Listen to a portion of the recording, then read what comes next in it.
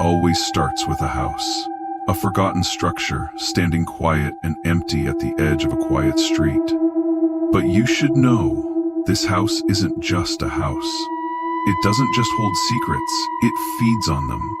They say it's abandoned, lifeless, but for those who step inside, it becomes something far worse.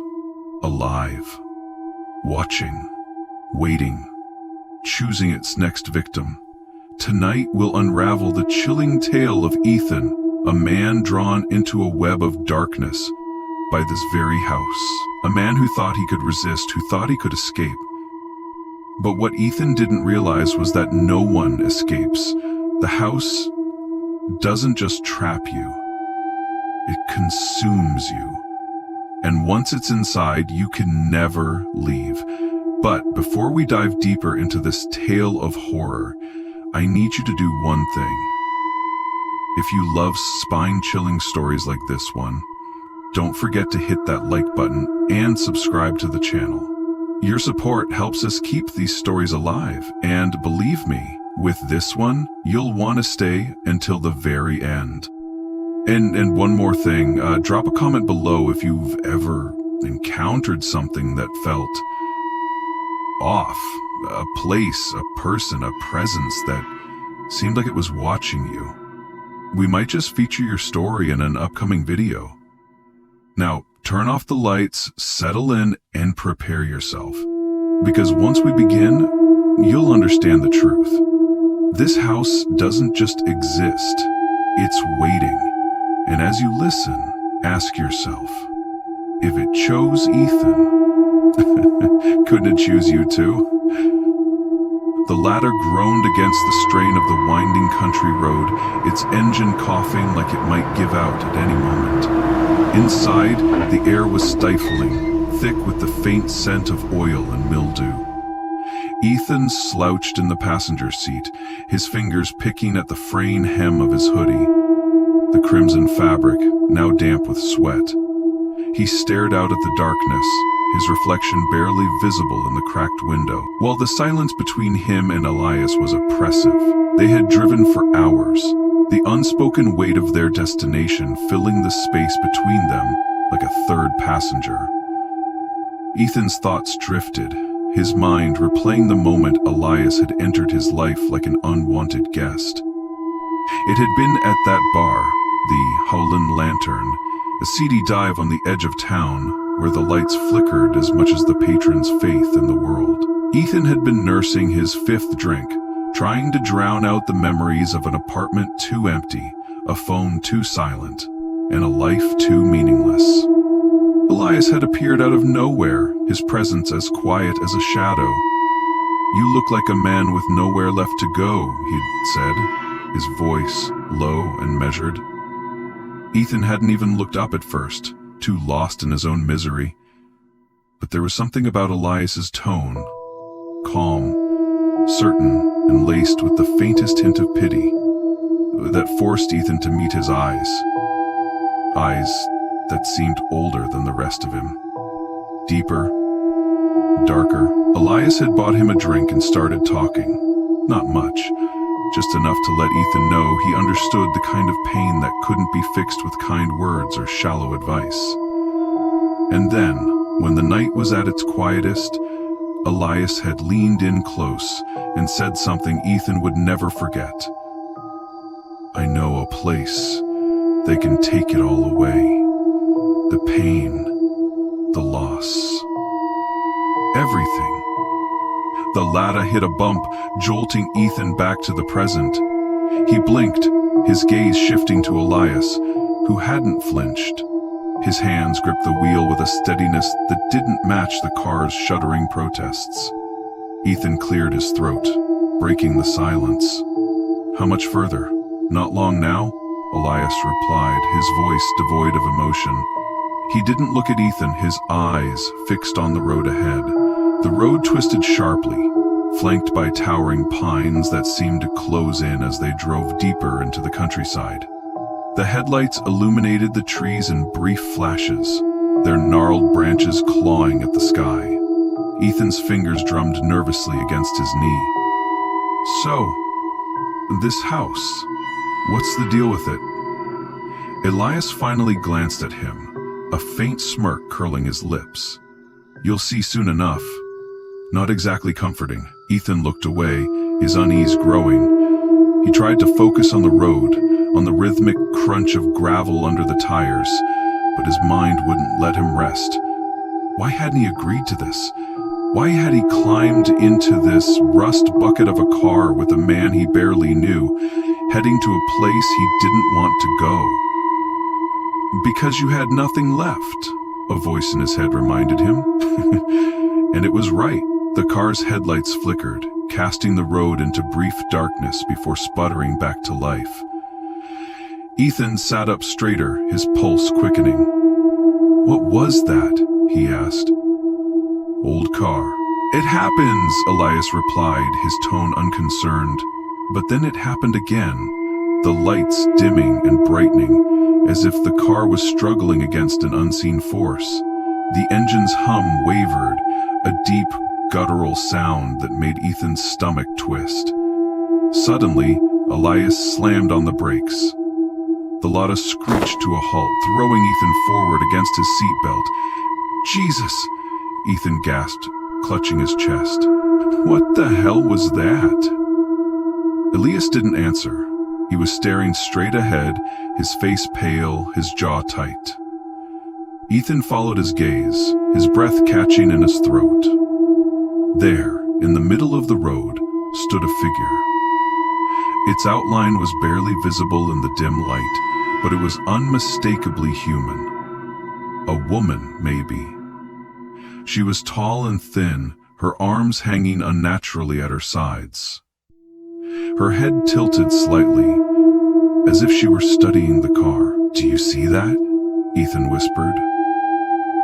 Elias didn't respond, but his hands tightened on the wheel. Slowly, he reached for the gear shift, putting the car into reverse. The figure took a step forward.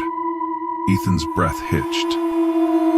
The headlights flickered again, and for a brief moment, the figure was gone. When the lights stabilized, she was standing closer. Her face obscured by shadows. Drive, Ethan hissed. Elias, just drive. Elias didn't need to be told twice. He slammed the car into gear and hit the gas, the tires screeching as the Lada lurched forward. Ethan's head snapped back against the seat, his eyes locked on the figure as they sped past. She didn't move. She didn't turn. She just stood there, watching. Ethan's heart pounded in his chest, his breath shallow and rapid. He twisted in his seat, looking out the rear window. The figure was gone, the road behind them empty. What the hell was that? Ethan demanded, his voice shaking. Elias didn't answer. His knuckles were white on the wheel, his jaw clenched. Ethan turned back around, his hands gripping the edges of his seat. The air inside the car felt heavier now, the oppressive silence pressing down on him like a weight. He glanced at Elias, who still hadn't spoken. Did you know that would happen? Ethan asked, his voice barely above a whisper. Elias's lips twitched into that faint, unsettling smile. I told you, the house has a way of finding the ones it needs. Ethan didn't reply. He couldn't.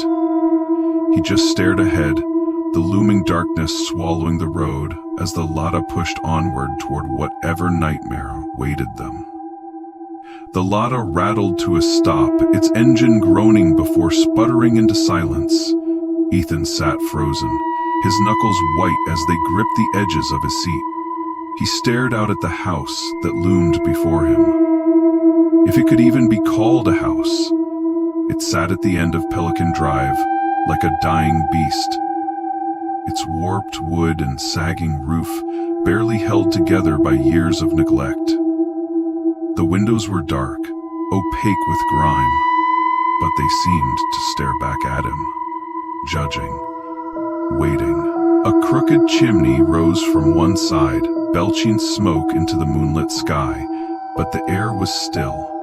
Too still. Elias killed the engine and stepped out, the driver's side door creaking in protest. The moment he did, the oppressive heat of the car was replaced by a chill that made Ethan's breath hitch. The temperature shouldn't have dropped so quickly, but here at the end of Pelican Drive, it felt like they had crossed into a different world entirely. "You coming?"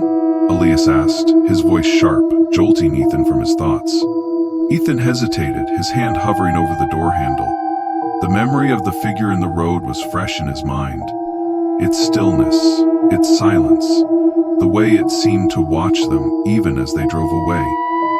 "You saw it, didn't you?" he asked quietly, not looking at Elias. "What I saw doesn't matter," Elias replied, his tone curt. "What matters is what you do now." Ethan turned to him, frustration bubbling in his chest. "You dragged me here without telling me anything. That thing back there, what was it?"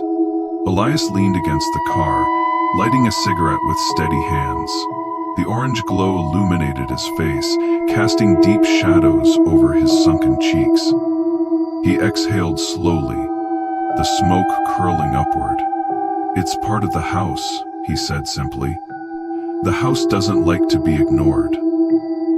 Before Ethan could respond, Elias pushed off the car and began walking toward the house, his boots crunching against the gravel driveway. The sound seemed unnaturally loud in the stillness, each step echoing like a heartbeat.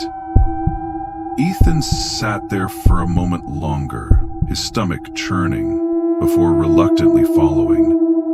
The lawn was wild, a tangle of weeds and thorny bushes that clawed at Ethan's jeans as he walked.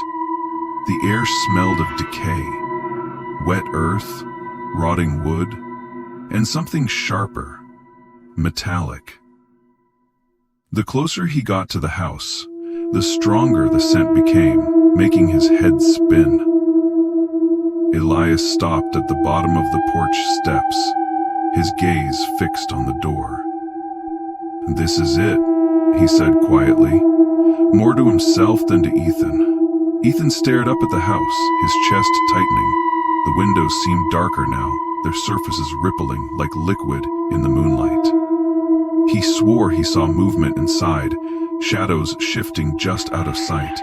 But when he blinked, the windows were still again. "Why me?" he asked, his voice trembling. "Why this house?" Elias turned to him, his expression unreadable. "Because you're lost. And this house, it finds the lost." The porch groaned under their weight as they climbed the steps. The wood felt soft, spongy, like it might give way at any moment. Elias didn't seem to notice, his movements steady and deliberate. Ethan followed cautiously, each creak beneath his feet sending a shiver down his spine. The front door was massive, its surface scarred and weathered. A faint symbol was carved into the wood, a series of intricate, looping lines that seemed to glow faintly under the moonlight. Ethan reached out to touch it, but Elias grabbed his wrist, stopping him. "Don't," Elias said sharply. "Not yet." Before Ethan could ask what he meant, Elias pushed the door open. It swung inward with a low, guttural groan, revealing the house's interior. The air inside was heavier, oppressive. Ethan stepped over the threshold, his chest tightening as the door creaked shut behind him. The scent of decay was stronger here, mingling with the faint tang of old wood and mildew. The hallway stretched before them, its walls lined with peeling wallpaper and tarnished brass sconces that flickered with a dim, yellowish light. The floor was warped, the wooden planks bowing under their weight as they walked. And then there were the sounds.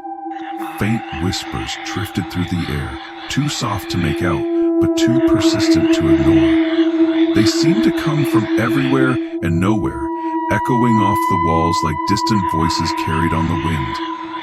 Ethan stopped in his tracks, his heart pounding. "Do you hear that?" he whispered. Elias didn't respond. He was staring ahead, his face pale, his jaw tight. "Elias?" Ethan prompted, his voice rising. Elias finally turned to him, his expression grim. "The house knows you're here." The words sent a chill down Ethan's spine. He looked around, his eyes darting to every shadow, every corner. The house felt alive, like it was watching him, waiting for something. "This is insane," he muttered. "I shouldn't have come." "You didn't have a choice," Elias said, his voice cold. "None of us do." Before Ethan could argue, a loud creak echoed through the house, followed by the sound of something heavy shifting upstairs. He froze, his breath catching in his throat. "What was that?" he whispered. Elias didn't answer, he just kept walking, his steps echoing down the hallway. Ethan had no choice but to follow, his heart pounding in his ears. Ethan didn't remember falling asleep.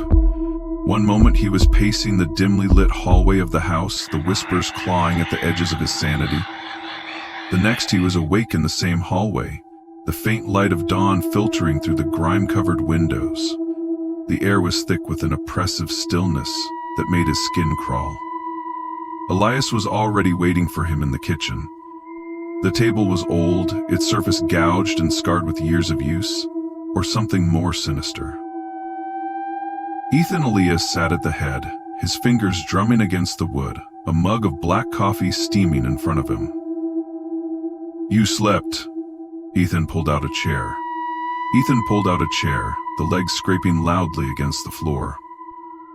"I didn't mean to. You needed it." Elias's voice was neutral, but his eyes were sharp, watching Ethan like a hawk. "Today's a big day." Ethan frowned, his stomach turning at the thought. He had spent the night trying to make sense of everything. Of the house, of Elias, of the thing they saw on the road. But nothing fit. Nothing explained the gnawing sense of dread that sat heavy in his chest. "What are we doing today?" he asked, his voice tight. Elias leaned back in his chair, crossing his arms. "The house needs to be fed." The words sent a shiver down Ethan's spine. "Fed? What does that mean?" Elias's expression darkened. "You'll see." The sun was high in the sky by the time they left the house. Elias had instructed Ethan to dress simply, nothing that'll stand out, and to keep quiet. They drove in silence, the Lada's engine coughing and sputtering as it rolled through the small, sleepy town. Ethan stared out the window, his stomach in knots. The streets were almost deserted, the occasional pedestrian or cyclist moving at a leisurely pace. He couldn't help but feel like they were being watched, though when he looked around, he saw nothing but empty windows and overgrown lawns. Elias pulled the car to a stop outside a modest, run-down house at the edge of town. The lawn was neatly trimmed, but the paint on the shutters was peeling, and the mailbox leaned at an awkward angle. "Wait here," Elias said, stepping out of the car. Ethan watched as Elias approached the front door, his steps confident and deliberate.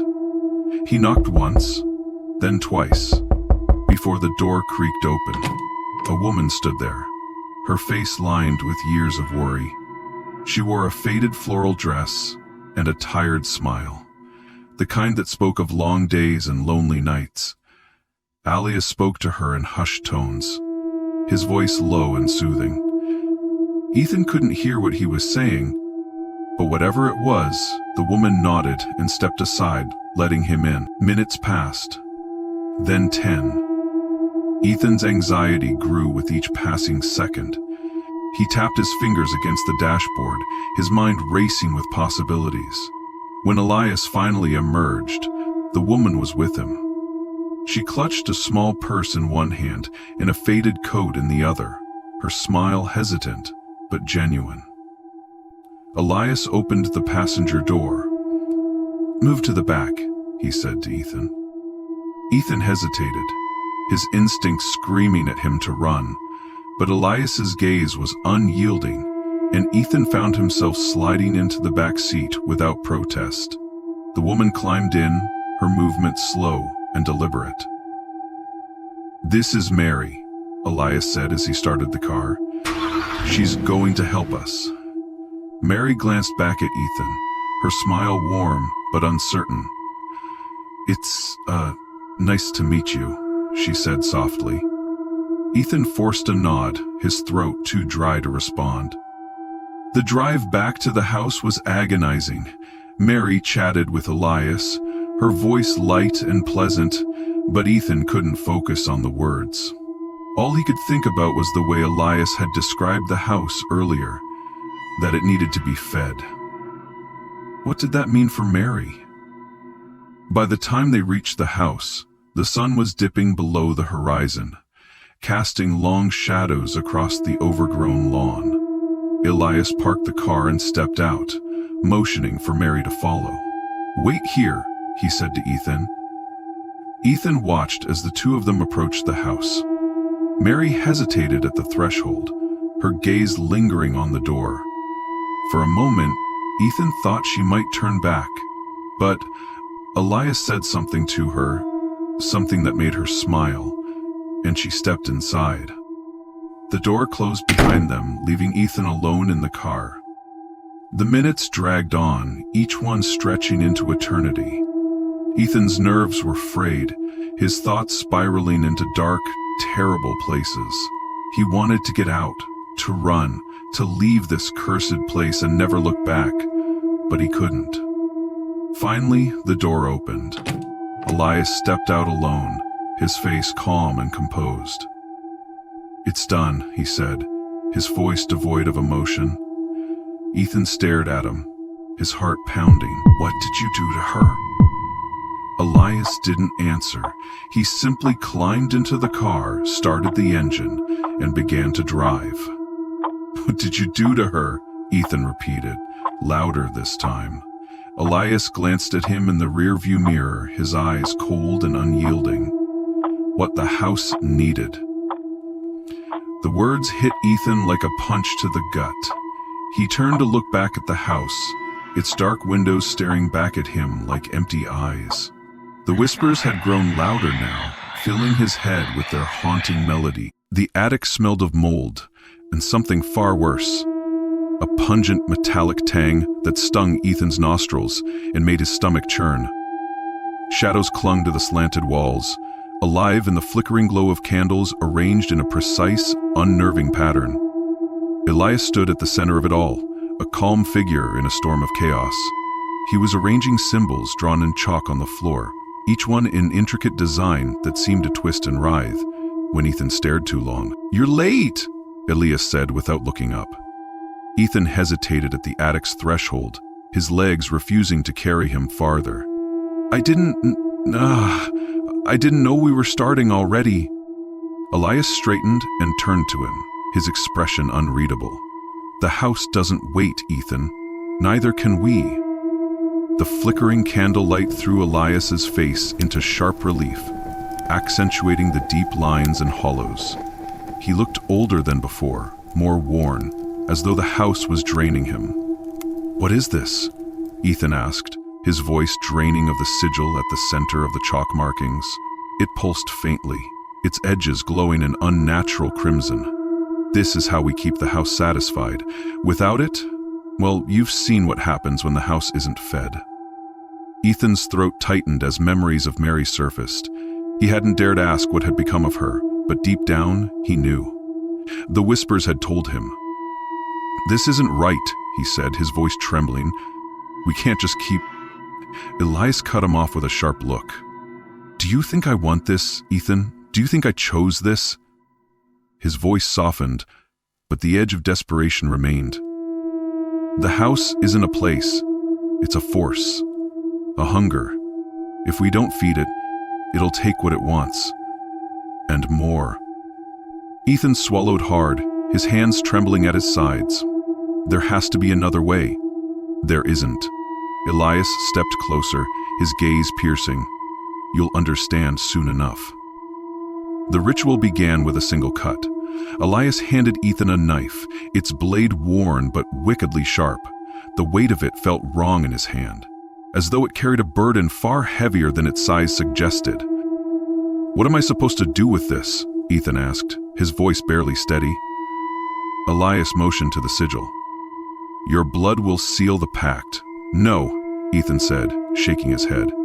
"No, I didn't agree to this.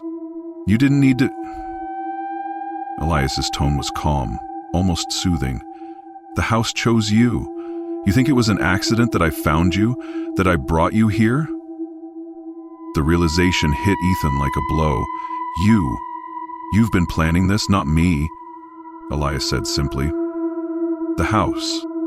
Ethan's grip on the knife tightened. The whispers in the attic grew louder, more insistent, as though they were urging him forward.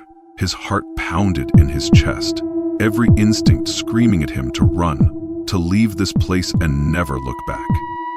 But he couldn't move. Elias knelt by the sigil and gestured for Ethan to join him. "It's time." Ethan shook his head, his breath coming in shallow gasps. "I can't do this. You don't have a choice." Elias's voice was firm, but not unkind. "The house has already taken part of you. This is the only way to keep it from taking everything." The sigil pulsed again, brighter this time, the crimson light casting eerie shadows across the walls. The whispers grew deafening, a chorus of voices that seemed to speak directly to Ethan's soul. Slowly, reluctantly, he knelt beside Elias. The knife's blade bit into Ethan's palm, sending a sharp jolt of pain up his arm. Blood welled from the cut, dark and thick, and dripped onto the sigil. The reaction was immediate. The sigil flared with blinding light, the intricate lines twisting and shifting as though they were alive. The whispers turned to a deafening roar, drowning out everything else. The air grew heavy, charged with an electric energy that made Ethan's hair stand on end. Ethan's vision blurred, and for a moment, he thought he saw faces in the light. Twisted, anguished faces that seemed to scream silently at him. Then it was over. The light faded, the whispers receded, and the sigil returned to its dormant state. Ethan collapsed to the floor, his breath coming in ragged gasps. Elias stood, his expression weary but satisfied. "You did well." Ethan looked up at him, his vision swimming. What happens now?" Elias extended a hand to help him up. "Now we wait." "For what?" Elias's gaze was distant, almost haunted. "For the next one." Ethan couldn't escape the memory of Sophie. Her face haunted him, appearing in fleeting moments, in the reflection of the attic window, in the half-empty spaces of the house. He had taken her life. He had drawn her in, made her feel safe, and then the house did the rest. The whispers in the walls seemed to know that Ethan was not yet fully aware of the weight of his actions. They whispered of Sophie's disappearance, as if it was already a distant memory. But for Ethan, it was still fresh, an unshakable guilt that weighed down on his every step. He had tried to push it out of his mind, but every time he looked out the window of the house, he could almost see her face in the darkened street. And the sound of her laughter, once sweet, now distorted and cold, came from the shadows, pulling him back into his torment. The community's search for Sophie had slowed, but the rumors about her disappearance continued to linger. It had been days since her parents put up the last flyer, their faces gaunt with grief. But Ethan couldn't avoid the truth anymore. He had taken her. It wasn't a question of whether she had disappeared. It was a question of how she had vanished. The house had consumed so many others before her. Sophie was just another part of its never-ending hunger. Yet Ethan couldn't shake the image of her pale face staring up at him from the darkness, her eyes wide with fear, confusion. She had been his first real victim. The memories of that night, when Sophie's laughter had turned to screams, were almost too much to bear. The house had done its part. It had transformed her into one of its own, a part of the walls, the floor, the very foundation of the place. But something lingered in the house, something from her. Ethan spent hours wandering through the house, the walls now seeming to pulse with an unnatural energy. Everywhere he looked, he could almost feel Sophie's presence, her footsteps echoing in the hall, the rustle of her clothing as she moved around. But when he turned to face it, there was nothing. He decided to confront it, to find out if Sophie had truly gone, or if, somehow, the house had kept her there, trapped in its dark embrace. He wasn't sure if he wanted to hear the truth, but the silence was unbearable. He needed to know what had happened to her, if it was even her anymore. The search led him to the basement, a place he had avoided since arriving. The stairs creaked beneath his weight as he descended, each step feeling like it was sinking deeper into a grave. The air was thick down here, damp and foul, and the darkness seemed to press in on him from every angle. But there, in the center of the basement, he saw it. A small wooden box sat on the floor, its surface etched with symbols that seemed to move when he wasn't looking directly at them. He knew instantly that it was important, that whatever lay inside it would answer the question that had been eating at him. Ethan hesitated, his hand trembling as he reached for the box. The moment his fingers brushed against the lid, a chill ran down his spine, and he was struck by the feeling that something was watching him. Something, not human. With a deep breath, he opened it. Inside was nothing more than a tattered doll, its face cracked and distorted, as though it had been through unimaginable horrors. The hair was matted, its clothes stained with what appeared to be dried blood. And yet, as he stared at the doll, a sense of recognition washed over him. It was Sophie. No, not entirely Sophie, just the remnants. Her essence, bound to the house, had been reduced to this thing, this twisted mockery of the girl he had lured into the house. The doll was her, and yet it wasn't. It was the house's doing, a grotesque creation birthed from its hunger. The moment Ethan's eyes met the doll's cracked, lifeless ones, the room seemed to shift, the air grew colder, and the distant sound of laughter, Sophie's laugh, rang in his ears. It wasn't a memory now, it was real. Her spirit was here, in this house, lingering, just as he was, trapped. Suddenly, the laughter grew louder, a chorus of voices joining in, echoing through the walls like 1,000 trapped souls. Ethan recoiled, the doll slipping from his hands and landing on the ground with a sickening thud. The sound reverberated through the room, and in that moment, Ethan felt it. The house was alive. It had always been alive. And Sophie wasn't gone. She had become part of the house, her essence feeding it, her soul trapped within its cursed walls. But even worse, her spirit had taken root, anchoring herself in the house. Sophie was the key now. The house needed her to stay, needed her to keep feeding the dark entity that lurked beneath the floorboards. Ethan stumbled backward, his pulse racing. He thought of the people he'd hurt, the lives he'd destroyed. Sophie was just the beginning. And then, like a whisper in the back of his mind, a voice rose. Sophie's voice, soft and broken, but filled with a deep, consuming rage. Why? It echoed again, the question reverberating in the air, sending a shiver down his spine. Did take me? Ethan collapsed to his knees, clutching his head as the sound grew louder. It was everywhere now. The house, Sophie, the voices, all of them, swirling around him. He realized then that the house wasn't just taking lives. It was feeding, yes, but it was also binding. It was binding souls to its very core, and Sophie's was the first of many. Ethan had never felt the weight of the house so profoundly before. It wasn't just the oppressive air that suffocated him now, nor the eyes that seemed to watch him from every corner. It was the sense that there was something he was missing, something buried deep in the house's history, hidden in plain sight. He had thought the worst was over, that the house had shown him its true face, but the further he explored, the deeper the layers seemed to go. The whispers in the walls, the unnerving silence that followed Sophie's disappearance, they were all part of it. The house had a way of weaving its dark threads into every part of his life, into his very being. He couldn't escape it, and he was beginning to realize that the house had been pulling his strings all along. It was Elias who first mentioned the journal. They'd been in the dining room, the dim light casting long shadows across the worn wood. Elias had been silent for a long time, his eyes fixed on a spot in the corner of the room, as though he were listening to something that Ethan couldn't hear. "You'll find the truth in the walls," Elias said cryptically. His voice had an odd quality to it, something far away, like it was not entirely his own. "It's all here. All the answers, all the souls."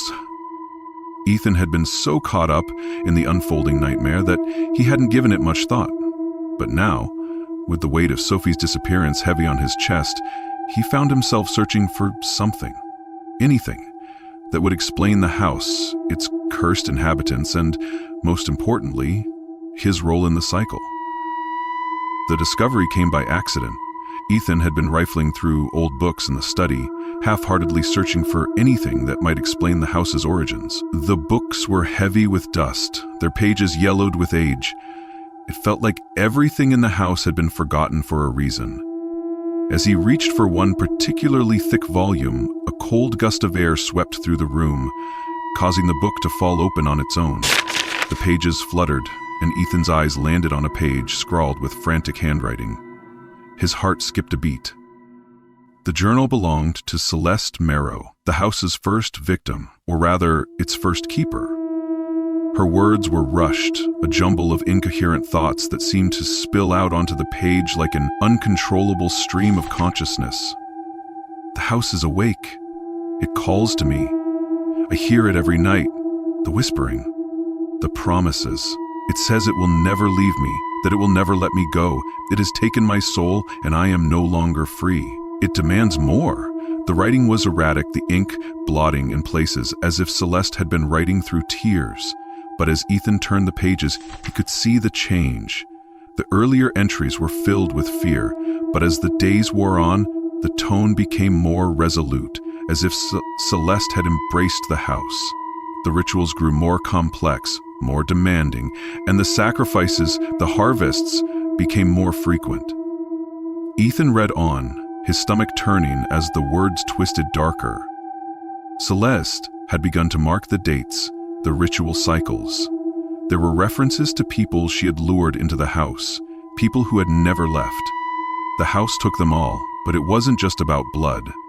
It was about something more. It was about power. Then, towards the end, the entries stopped being about the house and started being about Celeste herself. Her handwriting grew shakier, and the words became more fragmented, as if she were losing herself in the very process she had started. "I tried to run. I tried to escape, but it found me. It always finds me. I am the keeper now. I am the house." The final line sent a cold shiver through Ethan. "The house will claim me, and I will never leave." No one leaves. Ethan slammed the journal shut, his breath ragged in his chest. The words burned in his mind, but it was the last line that haunted him most. No one leaves. That wasn't just a warning. It was a promise. The house didn't just consume lives, it consumed souls. And the more Ethan read, the more he understood that the house didn't let go. Once it had you forever. The realization hit him harder than he expected. Sophie was gone. Clara was gone. Everyone the house touched had become a part of it. They had all been consumed by its hunger, and now he was next. As the days passed, the whispers in the walls became more insistent. They weren't just the voices of the past anymore. They were the voices of everyone the house had taken. The widows, the children, the lost souls, that had been drawn into its grasp. Their whispers filled the air, drifting from room to room, calling Ethan to listen, to understand. But he couldn't, not yet. The deeper he dug, the more he realized that Elias had known all along. The man had never been an ally. He was just another part of the house's twisted plan. He had been the first keeper, just as Celeste had been, and now he was passing the curse to Ethan. There was no escaping it. The house would claim him, just as it had claimed them all. But there was something in the journal that Ethan couldn't shake. I am the house. Celeste had become the house itself, her soul bound to its walls, its floors, its very foundation. What if that was his fate too? What if he had already become part of it without realizing it? Ethan wandered through the house, his mind racing. He could feel it then, the subtle shift in the air. The house was watching him. It always had been. He had thought the house was just a building, a thing of wood and stone, but now he realized that it was more than that. It was a living thing, breathing, pulsating, hungry. And he had been feeding it since the moment he stepped onto Pelican Drive. A distant laugh echoed through the halls, a child's laugh, faint but unmistakable. Sophie. Ethan froze, listening. The laughter faded into a soft cry, then silence. Something was moving in the shadows. He wasn't alone. Ethan's heart was pounding, but it wasn't just fear that gripped him. It was the nagging sense of inevitability. His exploration of the house had only led to one conclusion, one truth he could no longer deny. The house had claimed him. He had tried to fight it. He had tried to burn it, to escape. But the house only grew stronger, its presence settling into his bones, whispering into his thoughts. Every shadow in the house, every movement out of the corner of his eye was a reminder that it was always watching, always waiting. And now, with Celeste's journal in his hands, Ethan knew what he had to face. Elias had known the truth from the very beginning, and now Ethan was about to learn it firsthand. The basement was cold, colder than it had any right to be. As Ethan descended the narrow staircase, he could feel the air thickening, pressing against his chest. His breath came out in visible puffs, each one a reminder that he was no longer in control of his own fate. The stone walls felt like they were closing in on him, suffocating him. The light from his flashlight flickered as he reached the bottom. His hands were shaking, but he couldn't turn back now. There was something down here, something that he needed to see. The house had been leading him here, guiding him, even before he had realized it. And in this room, in the darkness, he would find the final piece of the puzzle. There, against the far wall, was an old wooden chest. Its surface was covered in dust, and the air around it felt thick with the scent of decay. Ethan's pulse quickened as he approached. The chest was ancient, its edges worn smooth by time, but there was something about it, something about the way the wood seemed to pulse, that made Ethan hesitate. He opened it slowly, as if afraid that the lid would snap shut on him or that something would jump out at him. But inside, there was only a single object, a framed photograph. Ethan's hand trembled as he picked it up. The picture was old, faded, but the face in it was unmistakable. It was Elias. But there was something wrong. Elias looked different in the photo. His face was younger, yes, but there was a darkness in his eyes, a malevolent gleam that made Ethan's stomach turn. He turned the photo over, and that's when he saw the date. 1924. A sick realization swept over Ethan. Elias wasn't just an accomplice of the house. He had been here for much longer than he had let on. He had been here since the beginning, since before Ethan had ever walked through the door. Elias had been one of the house's first victims, just as Celeste had been. But instead of succumbing to the darkness, Elias had become something more. He had become its keeper. its guiding hand. He had never escaped. He had been bound to the house just like Celeste, just like every other soul the house had claimed, and now it was Ethan's turn. The sound of footsteps echoed behind him, and Ethan spun around, heart racing, but there was no one there. Only the oppressive weight of the house, its presence, a tangible force pressing against his chest. He knew then that it was over. The house had been grooming him for this moment. From the very first time he had stepped foot inside, the house had been preparing him to take on the mantle of the next keeper. It had manipulated him, used him, twisted him into something he hadn't wanted to be. He was never meant to leave Ethan. A voice rasped, and Ethan whipped around. The voice was familiar, yet it sent a cold shiver down his spine. Elias stepped into the dim light, his eyes dark and hollow, his face gaunt with age.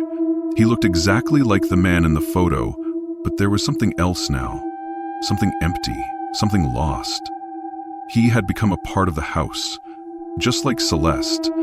And now Ethan was standing at the precipice, about to fall into the same abyss. "It's too late," Elias said, his voice a low growl. "You don't get to choose. The house has already chosen for you and everyone." Ethan stumbled back, his breath coming in ragged gasps. The room felt smaller, the walls pressing in closer. "No," he whispered. "I can't. This wasn't supposed to happen. I'm not like you." Elias smiled, but it was not a kind smile. It was the smile of someone who had been consumed by the house, who had long ago stopped fighting. "You are like me. You always have been." Ethan's chest tightened, and for a moment the world seemed to collapse around him. The walls of the basement felt like they were closing in, the air thick with the scent of decay and death. He could hear the house's whispers again, louder now, like the rustling of thousands of voices from the past. "You will join us. You will become us." The words echoed in his mind, and he realized that he wasn't hearing them at all. They were coming from within. His mind, his very soul, was beginning to change, to twist, in response to the house's power. The blood in his veins was no longer just his, it was the house's now. And once it had you, it never let you go. Elias reached out a hand, his fingers long and skeletal, but his grip was ironclad. "There is no escape, Ethan. You're one of us now. You always will be." Ethan stood in the heart of the living room, staring at the flickering flames that licked the walls of the house on Pelican Drive. The fire had consumed much of the lower floors, but the house, this infernal, wretched thing, still clung to life. The windows rattled as the heat from the flames intensified, but even as the fire devoured the house, Ethan could feel it. Feel the house fighting back. Its hunger, its insatiable need, had never diminished. The walls groaned and the floorboards creaked with a mind of their own. The fire's glow cast eerie shadows across the room, and for a brief moment, Ethan thought he saw a face. His own, contorted in agony, trapped behind the flames. "It's not over." Elias's voice echoed in his mind, cold and distant, like the last remnants of a nightmare. "You can burn it, you can destroy it, but you can never truly kill it. It lives within you now, Ethan. You're a part of it." Ethan's fingers trembled as he gripped the old rusted knife in his hand. It had been the same knife he had used in the rituals, the one Elias had given him, the one that had sealed his fate. His grip tightened around the hilt as a surge of anger flared within him. "This ends now," Ethan whispered to himself, though he wasn't sure if he believed it. He was so close to freedom, so close to ending this nightmare once and for all.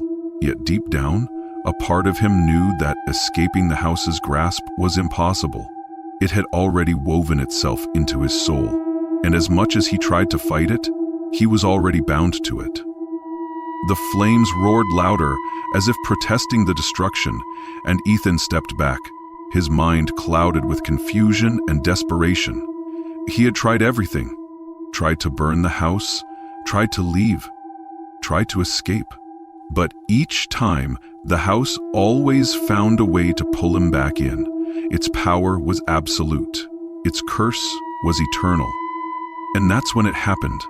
The house began to move. The floor buckled beneath Ethan's feet, and he stumbled, the floorboards snapping and twisting under him like a living thing. His body was thrown forward, but he managed to catch himself, his hands pressing against the cold, cracked walls.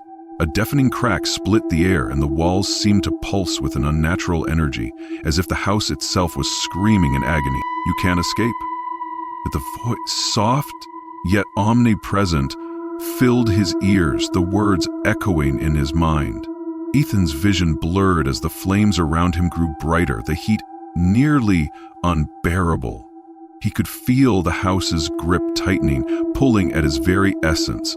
His body felt heavy, as though the walls themselves were pressing down on him, suffocating him.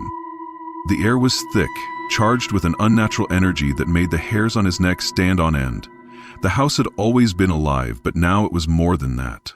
The flames were no longer just fire. They were the manifestation of the house's power, its dark essence.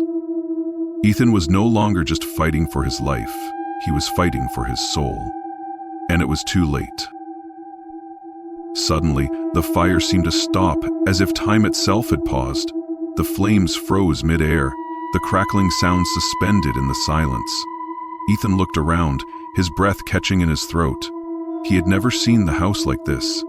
It was as if the very laws of nature had been bent, twisted by something far darker, far more ancient than he could comprehend. "You will never escape." The voice, now unmistakable, echoed around him. It was Elias, but not Elias. It was the house, speaking through him. And Ethan's eyes widened in terror as he realized the truth. The house didn't need to be destroyed. It didn't need to be burned. It didn't even need to stand. It needed him. A sharp pain exploded in Ethan's chest, and he gasped, stumbling backward, the knife slipping from his grip and clattering to the floor. His vision blurred as the world around him began to dissolve, the flames flickering and twisting into horrific shapes, the walls shifting and warping like a dream gone wrong. Ethan tried to scream, but no sound escaped his lips. He was drowning in the darkness, his mind pulled into the void, consumed by the house. And then, it all went quiet. The fire had stopped. The house had stopped. But Ethan wasn't free. The house had claimed him. He awoke. The world around him was still burning, the same fire he had set before. But as he stood, he realized, with chilling certainty, that something was different.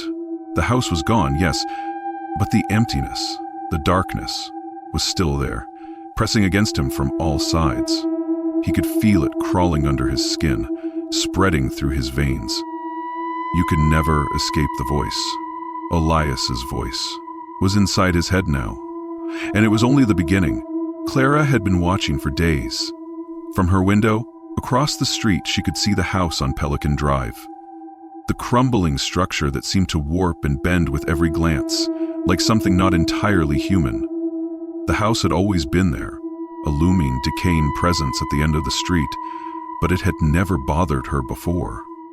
It had been abandoned, yes, but there had been something different lately, something in the air, something heavy, something that twisted the very fabric of reality. And it wasn't just the house, it was Ethan. She had seen him arrive that night, the young man in the crimson hoodie, stepping out of a broken-down car with that same haunted look in his eyes. He hadn't been the first to fall under the house's spell, but he would be one of the last. Clara had lived across from that house for over 30 years. She had seen things, heard things, but never before had she been this afraid. Something inside the house called to her, like it was reaching out to pull her in. The more she watched, the more she felt drawn to it. Clara knew that the house had a curse. She knew it in her bones, in the marrow of her being. It wasn't just a place. It was alive, and it had a hunger. It had been feeding off the souls of those who dared to step inside, and now it was reaching for Ethan. She had tried to warn him, to make him leave, but he had brushed her off, his eyes vacant and distant. That night, Clara stood outside her porch, looking at the house one last time, her heart heavy with the knowledge of what was to come. The wind howled again, louder this time, rattling the edges of the old wooden fence that surrounded her yard. Something stirred in the air, a presence that made the hairs on her neck stand on end. Clara could feel it, the way the night seemed to thicken and grow still. And then, from across the street, she saw it. Movement in the window. A shadow that flickered and then vanished. Ethan was inside. He was already too deep, Clara realized. There's nothing I can do. Turned to go inside, she heard something behind her. The sound kept growing louder, and it was a hand on the doors, pointing toward the basement. She wasn't alone. Clara's heart raced as the presence behind her seemed to grow. She could feel the air shifting around her, something cold and unnatural settling in. The tap of footsteps was accompanied by a soft scraping sound, like nails against stone. Clara turned again, eyes wide with terror, and there, at the edge of her yard, stood a figure. It was Elias. His face was pale, his eyes sunken into deep hollows, but his smile, his smile, was wide and knowing. "You've been watching," he said, his voice low and hoarse. "It's too late now." Clara stumbled back, her mind spinning. Elias's presence filled the air with a suffocating dread, and the dark power that clung to him wrapped around her like a cold, cloying fog. No, she whispered, her breath catching in her throat. I tried to warn him. I tried to warn you." "You can't escape it," Elias whispered. "None of us can." Clara's pulse raced as she tried to back away, but her feet felt like they were glued to the ground. The air seemed to press in on her from all sides, and she could hear the faintest whispering, a chorus of voices, distant yet close. The house was alive. It was watching. And then suddenly, everything went silent, a deafening, oppressive silence that made Clara's ears ring.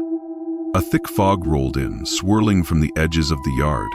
Clara tried to scream, but no sound came out. The fog wrapped around her, pulling her toward the house. She could feel the cold fingers of the house's influence tightening around her chest, suffocating her. "No!" Clara managed to gasp, her legs giving way beneath her. She collapsed to the ground, her mind swirling in a fog of confusion and dread. And then, she felt it. The ground beneath her seemed to shift, as if it were alive, pulling her closer to the house. The once familiar streets seemed to fade into the background, and all that remained was the house. The house that called to her, that had claimed her. The fog thickened, surrounding her, blocking out the moonlight. Clara tried to scream again, but only a whisper escaped her lips. "Elias, please, help me." "Oui," but Elias only smiled, his hollow eyes gleaming with a terrible dark joy. "I'm sorry," he said softly, as the fog swallowed her whole. "But there's no way out, not for you, not for me, not for any of us." Clara was gone, consumed by the house, her soul now tethered to it, forever trapped within its walls. Ethan had spent days in the house, wandering its decaying halls like a ghost trapped in a mausoleum. No matter how many rooms he searched, no matter how many books he rifled through, there was always something just beyond his grasp, an answer, a clue, something that would explain the true nature of the house, or perhaps just how to escape it. But everything he discovered only seemed to lead deeper into the nightmare. It was in the attic that he found the next piece of the puzzle. Hidden behind a false wall, a narrow gap between the wooden beams, Ethan's fingers brushed against something cold, smooth, and old. He pulled a dusty book from the tight space, its leather cover cracked and aged, but there was something about it that drew him in. The moment his hands touched the cover, the house seemed to shudder, the air around him thickening as though the walls themselves were aware of the discovery. He opened the book. Inside were pages filled with an indecipherable language, symbols and markings that seemed to move on their own, as if the ink was still wet and alive. But it was the margins that caught his attention. At the edges of several pages, scrawled in a hurried, almost frantic handwriting, were names. Familiar names. One name in particular stood out. Elias. Ethan froze. His blood ran cold as his eyes skimmed over the scribbled text. The book was old, its pages brittle and fragile, but the name was unmistakable, appearing again and again in the margins as if it were some sort of warning. It wasn't just Elias's name that haunted the pages. It was the mention of a ritual, a pact, and something far darker than Ethan had imagined. The entries detailed the house's true purpose, how it needed more than just blood to sustain itself. It needed a keeper, someone who would carry its curse, someone who would feed it with their own soul. The house had always had keepers, chosen ones who would serve until they were no longer needed, their souls consumed by the house. Elias had once been the keeper of the house, just like the countless others who had come before him, and now, it seemed, Ethan was about to become the next. The realization hit Ethan like a thunderclap, the weight of it sinking into his chest like a stone.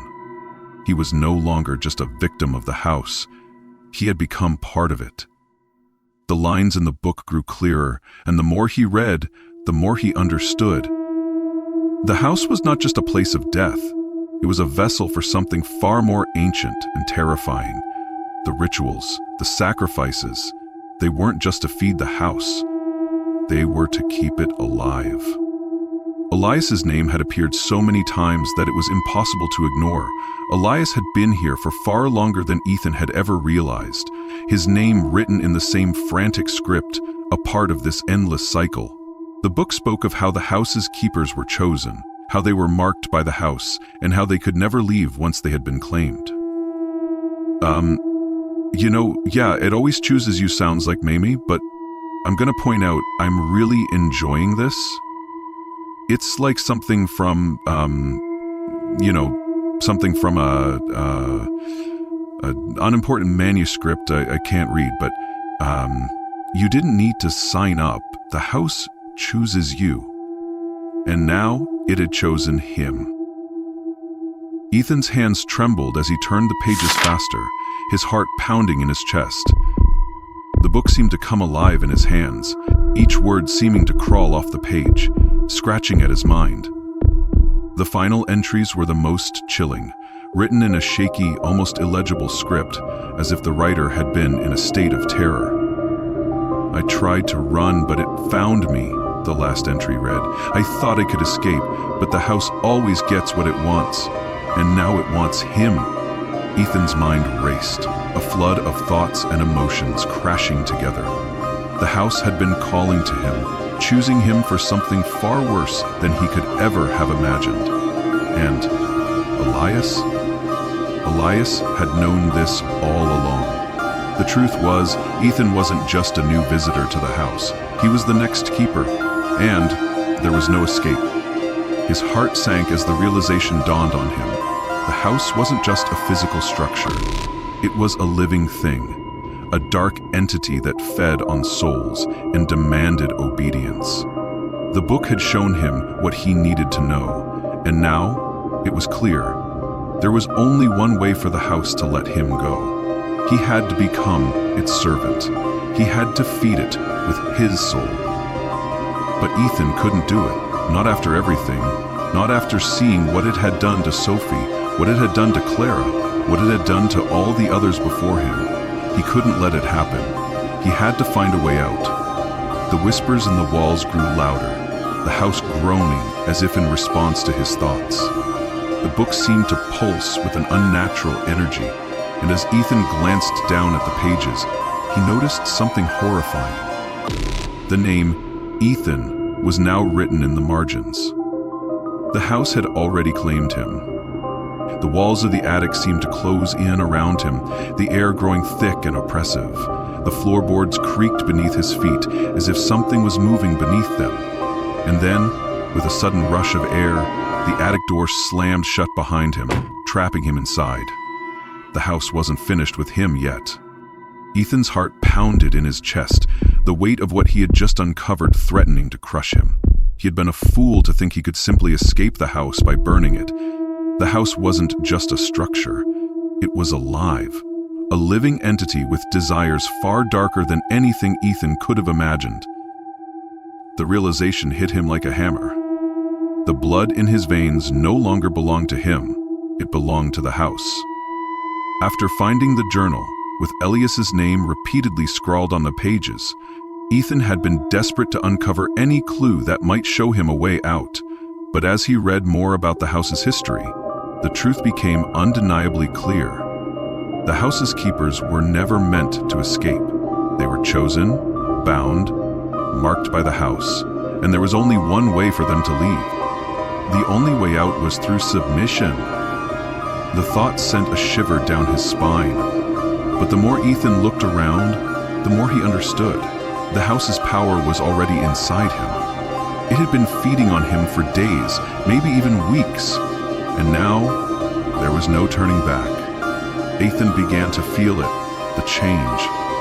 At first, it was subtle, a tingling sensation at the back of his neck, a cold sweat that would appear on his skin for no reason. His thoughts, once his own, were beginning to slip away, replaced by a strange compulsion, a hunger he couldn't explain. Every time he looked in a mirror, the reflection staring back at him felt less familiar, as though the house had already begun to alter him, to mold him into something else, something new. He knew he had to go deeper. The journal had mentioned a hidden chamber beneath the house, a room that was crucial to the final ritual. And so, with no other options left, Ethan made his way to the basement, a place he had avoided up until now. The stairs creaked under his feet as he descended, the heavy air thick with the scent of rot and something far darker, something more ancient. The house groaned, a deep, resonant sound that seemed to vibrate through the very walls. It was as if the house knew he was coming, as if it was waiting for him to fulfill his role. When Ethan reached the basement, he couldn't shake the feeling that something was watching him. The shadows here were deeper, more oppressive. The floor was slick with moisture, and the walls seemed to pulse with a rhythm that matched the thudding of his own heartbeat. In the center of the room was an altar, old and weathered, its surface covered in a layer of dust and old bloodstains. But it wasn't the altar that caught Ethan's attention. It was the large, cracked mirror hanging on the far wall. The mirror wasn't just any ordinary piece of glass. It was part of the house's curse. As Ethan approached it, he felt a sudden compulsion to reach out, as if the mirror were calling to him. His hand trembled as it hovered over the cold surface, and then, as if some invisible force had pulled him, his fingers brushed against it. The moment he touched the mirror, everything changed. The room around him seemed to warp, twisting in impossible ways. The air grew thick with an overwhelming pressure, and for a moment, Ethan couldn't breathe. His vision blurred, and then he saw it. In the reflection, he wasn't alone.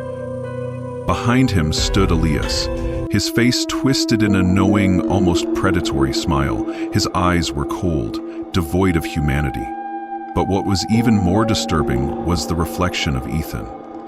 His own face in the mirror was no longer his. It was older, worn, his eyes hollow and empty, marked by the house, just as Elias had been.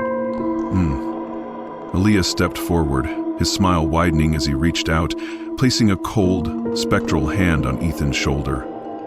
"You're not just the next keeper," Elias said, his voice an echo in Ethan's mind. "You're part of the house now. It's in you, and you'll never leave." Ethan recoiled, pulling away from the mirror as though it had burned him. The house seemed to laugh in response, a low, hollow sound that reverberated through the walls. It was the laughter of something ancient, something hungry. that had been waiting for Ethan to cross the final threshold. His heart raced, the blood pounding in his ears. The realization was final now. The house had always been inside him, and now it was too late to stop it. Elias's words rang in his ears as he stumbled backward, his body growing heavier with each step. He could feel it. The house's power wrapping around him, threading through his veins, filling his chest with a dark hunger he couldn't deny. There was no escape now. He was part of it. The house had claimed him, just as it had claimed Elias and every other keeper before him.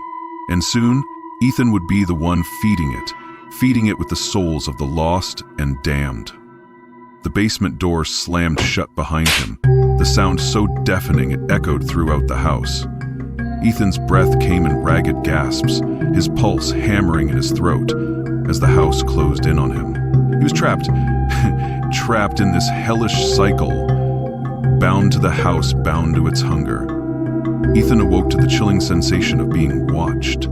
The hairs on the back of his neck stood on end, a feeling that had become all too familiar in the weeks since he had stepped foot into the house on Pelican Drive.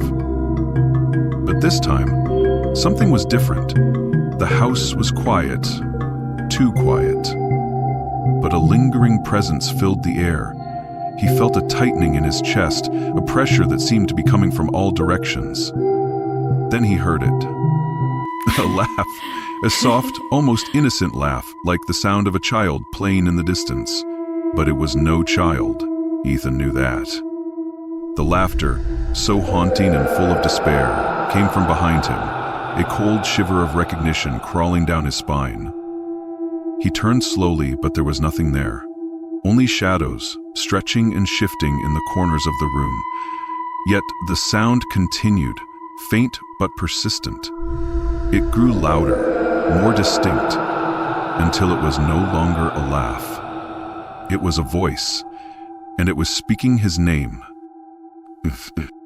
The voice was soft, broken, like a whisper carried on the wind.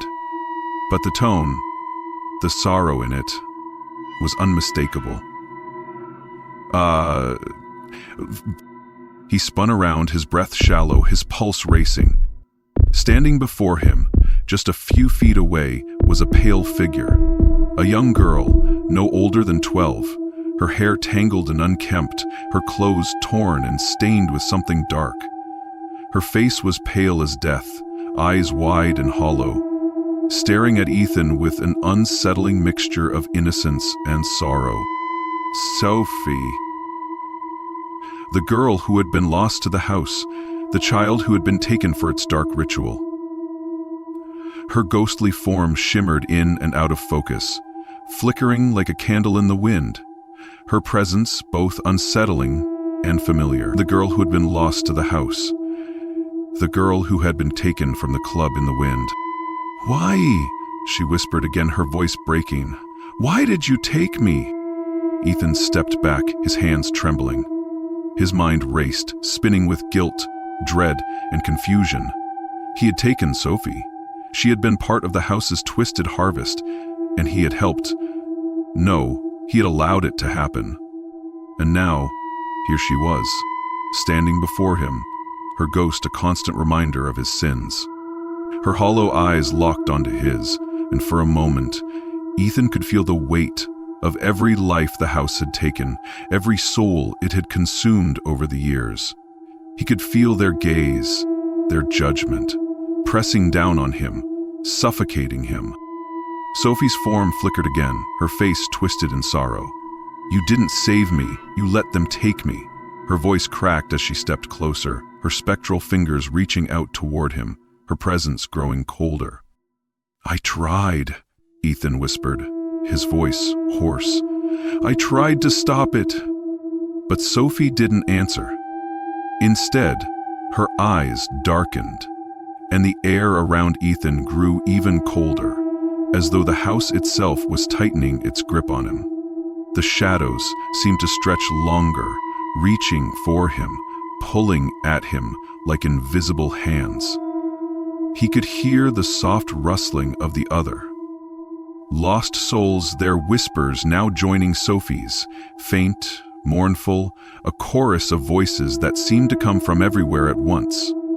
"What did you take us?" Sophie asked again, her voice growing louder, more insistent, as if it were no longer just her speaking, but all the spirits of the house, all the souls that had been trapped in this cursed place.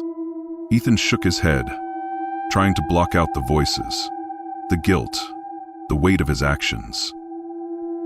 He wanted to run, to escape, but he knew he couldn't. Not anymore. Sophie's face twisted, her mouth opening in a silent scream. Her hands reached out to him again, this time with more force. Ethan stumbled backward, his feet catching on the floor, but he couldn't look away from her. Her eyes, those dark, empty eyes, were filled with something more than sorrow. There was something darker there. Something hungry.